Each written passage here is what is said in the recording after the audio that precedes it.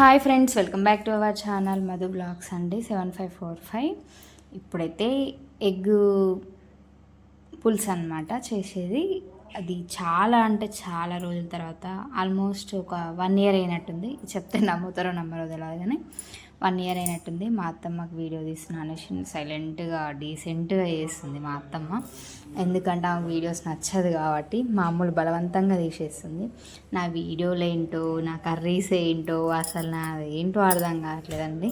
ఈ వీడియోలు ఎక్కడికి వెళ్తాయో, ఎట్లుంటుందో, ఎవరు ఎంతమంది ఏమనుకుంటారో కూడా అర్థం కావట్లేదు. సరేలే కానీ ఫస్ట్ కర్రీ ప్రాసెస్ చెప్పవా అంటారా? ఇంకేముందండి, ఆల్రెడీ మేము వీడియో తీసేసారు కదా. ఆయిల్ పోసింది, జీరా వేసేసింది, ఆనియన్ కూడా వేసేసింది. సగం మగ్గిన తర్వాత మామూలమ్మ వీడియో తీసేసింది.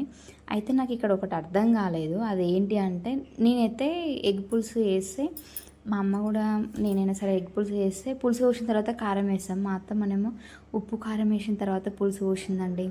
అది మర్చిపోయి పోసిందా చాలా రోజులకు ఉండినందుకు, లేకపోతే ప్రాసెస్ అదేనా నాకైతే తెలియదు. మీరు కామెంట్ సెక్షన్లో కామెంట్ చేయండి ఏ విధంగా అనేది.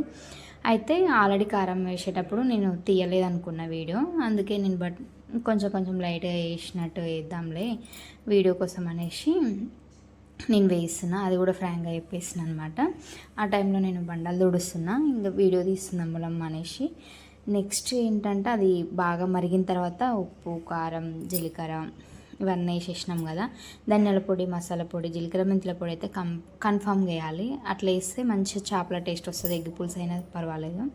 అయితే ఇక్కడ ఇది మగ్గిన తర్వాత ఇంకా మా అత్తమ్మ ఎగ్స్ బాయిల్ చేసినవి ఉంటాయి కదా, అవి పొట్టు తీసేసి ఇట్లా కాట్లలాగా పెట్టేసి పులుసులో వేసేసింది.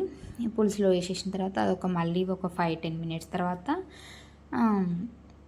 5-10 minutes తర్వాత బాయిల్ అవుతుంది కదా, మంచిగా మగ్గేస్తుంది కదా. మగ్గిన తర్వాత మళ్ళీ లాస్ట్లో ఫినిషింగ్లో కొత్తిమీర, పుదీనా వేసేసుకొని మళ్ళీ కొంచెం మసాలా పొడి వేసేసుకుంటే ఫైనల్ టచ్ బాగుంటుంది. సూపర్ ఉంది టేస్ట్ మాత్రం.